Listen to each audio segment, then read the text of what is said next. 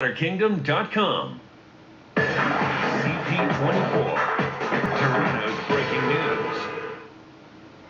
Welcome back to CP24 Live at noon. Gabriel Cohen is a senior consultant with Interbrand, the world's largest brand consultancy. And today we're talking about brands in a big way and when it comes to thinking pink. And the research is out, some Harvard research based in the Netherlands as well, about pink and its association with fighting breast cancer or breast cancer fundraising.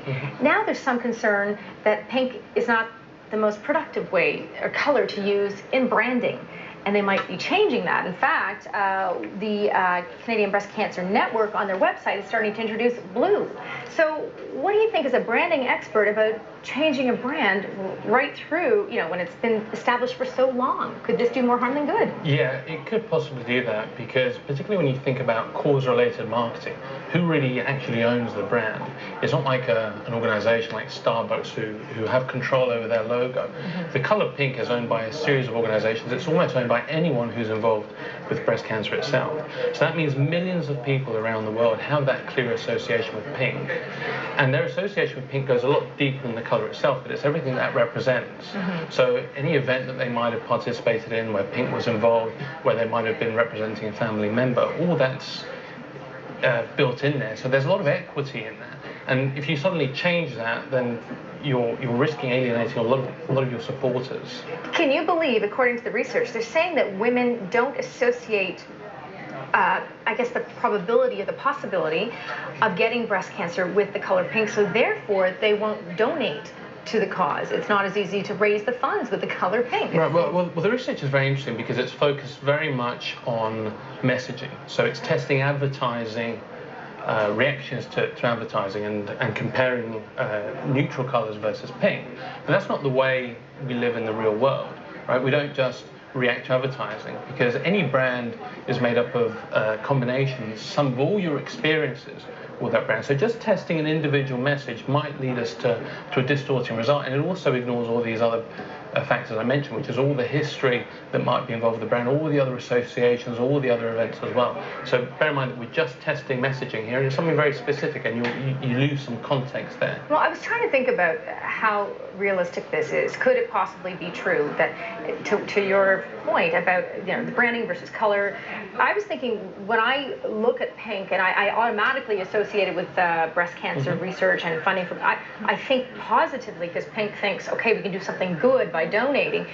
So with me, there was an association. I could see that they might have some kind of a conclusion like this, but does it mean at the end of the day, because of pink, I'm going to give money to it? That's sort of, who would ever know? And it's just the way, as you say, the questioning goes about it. But I think the objective of having pink isn't necessarily to do that. It's not just about raising money. A lot of it's about raising awareness. We're talking about a breast cancer subject that many years ago was very much a taboo, right? So initially, when Betty Ford was involved in this heavily initially, a lot of it was to do with actually getting women to actually test themselves and to increase the level of awareness. We're now at a different level. And to your point, pink now has so much recognition that the tagline itself, Think Pink, has almost become redundant. It's almost like with any green issue, you don't need to talk about the fact that green relates to the environment. Right.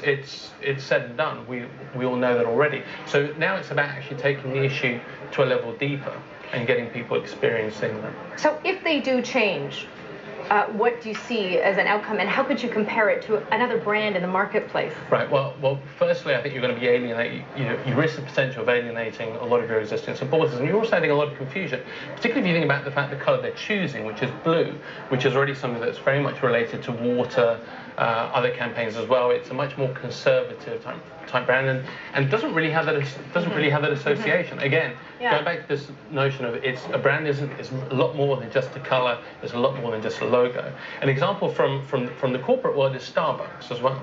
So Starbucks recently underwent a big rebranding because so many of their supporters have a deep affinity with the brand. A lot of them were actually alienated by the fact they changed it, but there was actually a motivation for Starbucks doing it because it was signaling a change in their strategy, and that's where it makes sense to do that.